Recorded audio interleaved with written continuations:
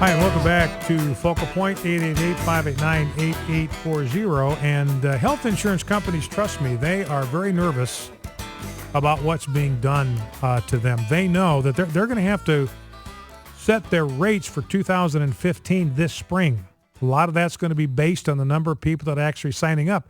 And they're saying, look, the majority of the people that are signing up now are not healthy enough for us to keep our premiums where they are. Our premiums are going to have to go up because the people that are signing up are older and they have more health needs, more health expenditures. You know, like Tom was saying, 5% of the population are responsible for 50% of all of the healthcare expenditures. Now, who's going to go out and get Obamacare? Who's going to go out? It's going to be those 5%. There are going to be a lot of young people, and this has turned out to be the case. A lot of young people say, look, I don't need it. I don't want to pay for it. I don't want to pay for other people's insurance. I'm not going to need it. I'm not going to use it. I'm not going to go to the doctor. I'm healthy. I'm fine. I get in an accident. I'm just going to go to the emergency room and have them because they got to take me. It doesn't make any sense for a young person to buy insurance under the current regime. And so the health insurance companies are saying, look, we are going to have to raise our premiums by a bunch in the spring, and then those are going to be announced. We're going to have to compute them in the spring. Those are going to get announced in the fall right before the elections. Now, I want to tell you, I got to prepare you ahead of time. The Obama administration has already started blaming the health insurance companies. Now, it's the Obama administration that is forcing them to do it. But the Obama administration knows that these double and triple digit increases, 200 to 300% increases in health insurance premiums are going to be announced right before the election. So if the Obama administration takes any of the heat for that, they know they're absolutely, completely toast in November. So trust me, you're going to hear the war drums between now and October.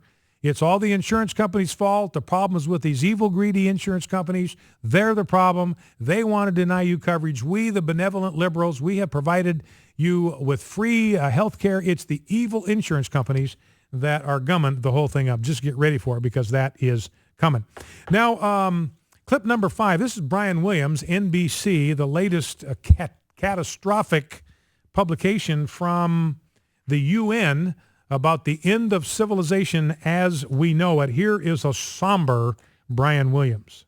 On our broadcast tonight, dire warning. The prediction tonight that climate change could destabilize human society. The American cities under threat, along with food and water supplies. Barf. Good evening. The world has never been spoken to quite this way. We've never been warned like this before, all of us, about climate change, nor have so many countries agreed quite this much on the clear and present danger it represents.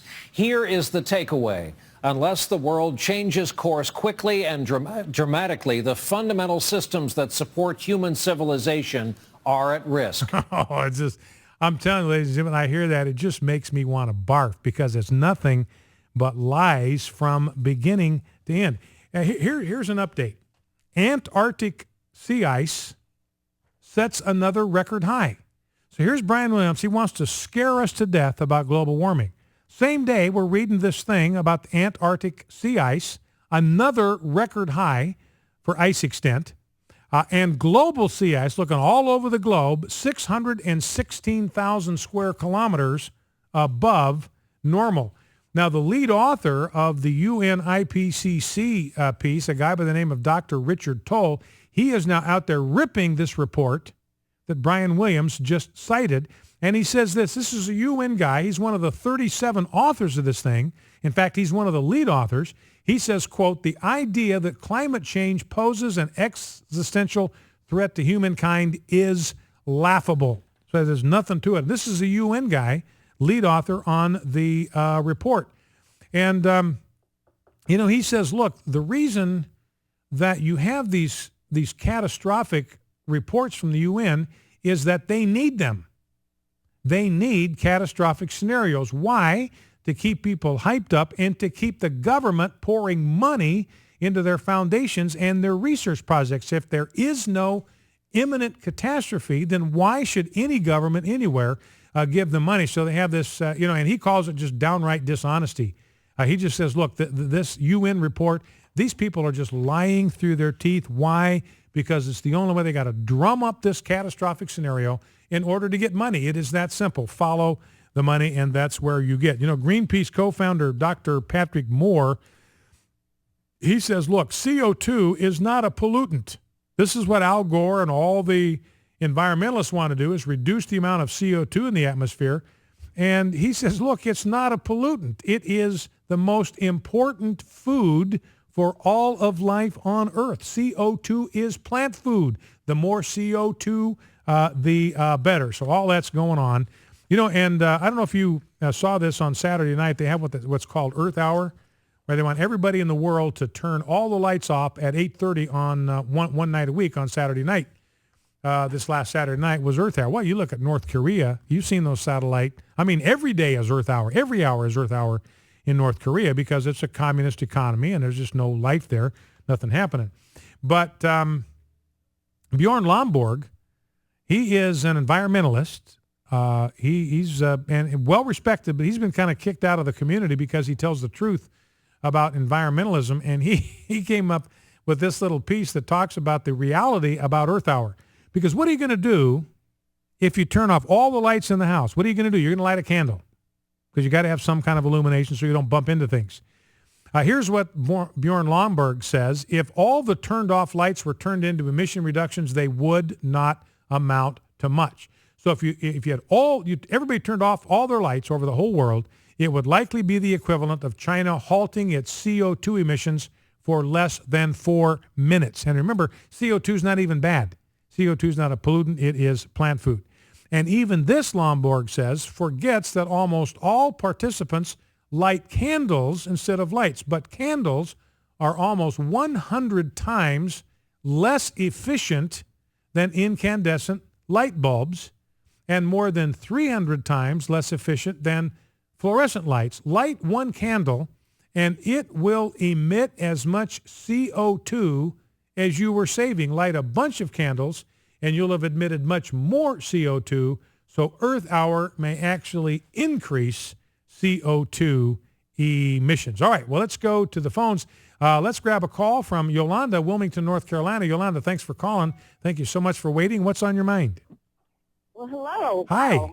I finally made it on the radio. Well, First of all, I am a Marine wife. Uh-huh. My husband is overseas in Afghanistan right now, and I listen to your show every day when I pick up my special needs daughter, who's 22, from a day program. Wow. And, wow, this morning when I was dropping her off and listening to the president's speech on how he was right, and I told you so, I almost pictured him spiking a football. Mm-hmm. The arrogance in his voice. Yeah, it was really like an end zone dance, wasn't it? Yes, it was. I pictured him spiking a football. Yeah. The way he uses Hollywood to his advantage is, I mean, it just, I'm lost for words sometimes. And this thing about, where you were talking about the poor, how the liberals want us to think of them as helpless. Yes. Whatever happened to self-responsibility? I mean, my husband and I were young. We had kids that weren't planned, but we had kids. He worked 2 jobs. I stayed home. At one point, we slept on the floor. Now he's a high-ranking officer in the Marine Corps serving overseas. I mean, I am a U.S. citizen. I was born in Mexico. I pay my taxes. I consider myself American. I do fly the American flag because I live here. I speak English. I mean, I'm like, what is going on with this world? What is going on with this administration? Well, and Yolanda, that column I read, that economist saying, look, the poverty issue, there's a moral issue involved. It's exactly what you're talking about. And what people often overlook in this whole deal is when we have people that are able to provide for themselves, but they go on government welfare programs, if your view of them is they're helpless and there's nothing they can do, it's an insult to them. It's a degrading view of humanity. It demeans them. It degrades them. You're selling them short because just like you demonstrated, hard work, dedication, working 2 jobs, sleeping on the floor when you have to, that's how you establish yourself, and that's how you begin to move forward. And everybody can do that. Big number of those people, because my sister is one of those people who are a nice word that I want to say are blind is blissful. She is, the word I want to use is uneducated. She had 2 kids out of wedlock, in jail, tattoos, drugs, the whole 9 yards. She sees herself as helpless. She has convinced herself of being helpless. So there's a huge part of that community that actually believes that wants to believe that. Yeah. And I was so angry at her because you can work.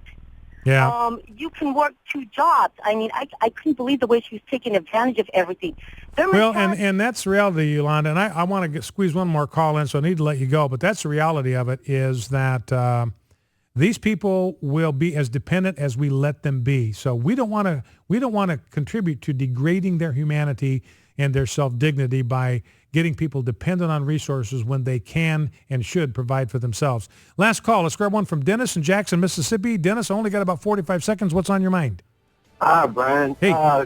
Do you ever listen to Fortress of Faith on Saturday? I have not had an opportunity lately, no.